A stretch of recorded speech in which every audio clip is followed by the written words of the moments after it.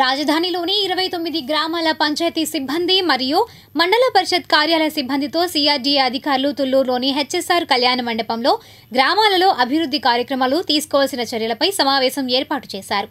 ఈ సమావేశానికి ముఖ్య అతిథిగా తాడికొండ ఎమ్మెల్యే శ్రావణ్ కుమార్ పాల్గొన్నారు. సిఆర్డీఏ అధికారులకు గ్రామాల పరిస్థితులపై అవగాహన కల్పిస్తూ గ్రామాలలో అభివృద్ధి పనులు చేస్తున్నప్పుడు గ్రామస్తుల సలహాలు కూడా తీసుకుంటే బాగుంటుందని అన్నారు.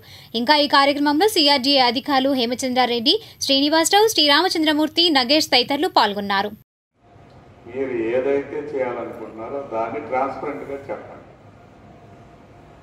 గ్రామంలో ఉన్న అధికార యంత్రాంగం, అనధికార యంత్రాంగం, గ్రామస్థాయి నాయకత్వం మరియు అధికార యంత్రాంగం, పంచాయతీ సెక్రటరీ దగ్గర నుంచి పంచాయతీలో పనిచేసే సిబ్బంది, ఇంజనీరింగ్ అసిస్టెంట్స్, లేకపోతే అంగన్వాడీ, ఆశా వర్కర్స్ లేదా ఇతర యంత్రాంగం మొత్తాన్ని సమావేశం పెట్టుకుని ఇప్పుడు లిస్ట్ ఏదైతే చర్చిస్తారో ఆ చర్చించిన అంశాల మీద ప్రతి గ్రామానికి మీ దగ్గర ఏదైనా ప్రణాళిక ఉందా లేదా, ఉంటే ఆ ప్రణాళికని ఎలా ఎగ్జిక్యూట్ చేయాలనుకుంటున్నారు, దీని మీద ఒక కూలంకషంగా అరమరికలు లేని ఒక పారదర్శకతమైన ఆలోచన దృక్పథాన్ని ముందు ఆవిష్కరించాలి.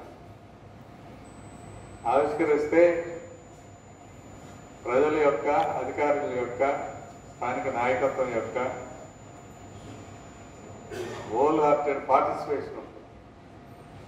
పార్టిసిపేషన్ ఎప్పుడైతే ఉంటుందో మన పనులు చాలా వరకు ఈజీ అవుతుంది. ఇది నేను కోరుకున్నది. ఆ దిశగా అధికార యంత్రాంగం మొట్టమొదటి స్టెప్ తీసుకుంటారని నేను భావిస్తున్నాను. నేను గ్రామాలకు అదృష్టం అని మేము రాజధాని భూమి ఇచ్చాం. మా భూమి విలువలతో పాటు మా జీవన ప్రమాణాలు కూడా పెరిగినాయి.